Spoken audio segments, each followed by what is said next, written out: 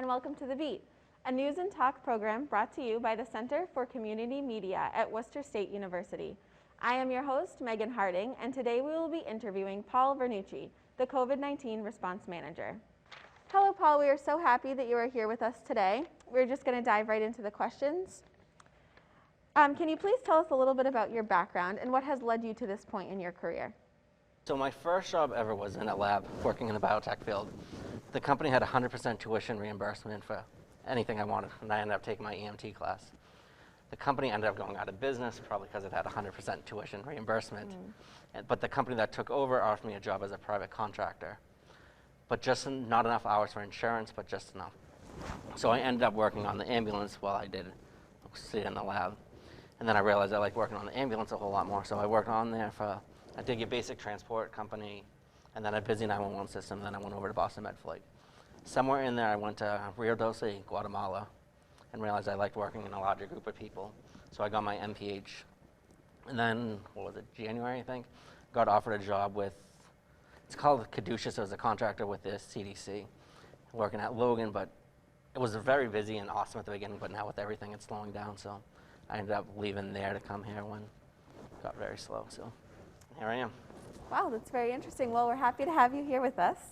How much time went into the preparation for the new safe return guidelines and precautions that are now being enforced on campus? So I've only been here for a month, and there was so much work even done before I came here. So they probably even started last spring, working nonstop.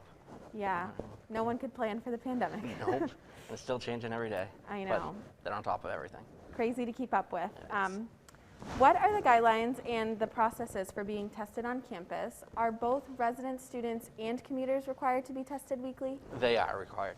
So if you're taking more than 4 credits online or in person as a commuter, you get tested weekly, or all residents get tested weekly. They can either schedule their appointment or walk in and take tests 1 week, and then they're cleared for the following week, and then take another one and continue on. Okay, sounds good.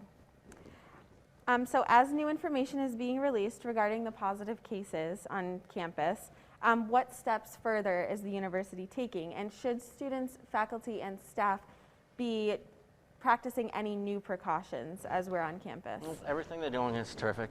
The social distancing, the face mask, the hand hygiene, and if anything changes, well, we get out to everybody as soon as possible. But everybody's doing as amazing as they can. Yes, the communication is great with the weekly emails. I'm always reading them. Yep. Does the response team expect a certain amount of cases each week? And if so, what are the guidelines for the response team to use? They are not expecting a certain amount of cases each week. Okay, good to know. Not really something you can predict. So I am a resident student who is so grateful to be living on campus this semester with my friends. So do you plan on us being able to live here for the entire academic year, or are things? Of course, full season. Okay, good. I'm happy to hear it. Why did the university decide to use the CoVerified mobile application? Because it goes directly with the Broad Institute. They both work hand in hand with one another. Okay, so they're both working together at the university. Based on your background, is there anything you would like the audience to know regarding COVID-19 in general and the current state of the pandemic? Things like this have happened in the past, and everybody's gone through it. Just do the proper things with the hand hygiene, social distancing, and the more they work hard, the harder they work, the better off it will be and the quicker it will all end. How are the tests cultured to have such fast results? So it's hard to explain, but they have an amazing YouTube video that shows the whole thing on how it works. It's just basically a pod-based system where they can just keep stacking up over and over, and they hire as many people as they need. It's a very impressive situation if you look into it. Oh, cool. Maybe you can provide us with the link and we can put it on our website. That would be awesome for students to view. And what advice can you offer, some closing words for students who are being safe on campus but still want to immerse themselves in the social experience? Just do the best that they can. Enjoy the experiences, but still be safe, and it'll be a good time. Everybody will get through the year fine. Well, thank you so much for joining us today. I'm so happy that I got to chat with you. Thank you for watching this segment of The Beat. Please remember to like us on Facebook and follow us on Twitter and Instagram. We'll see you next time.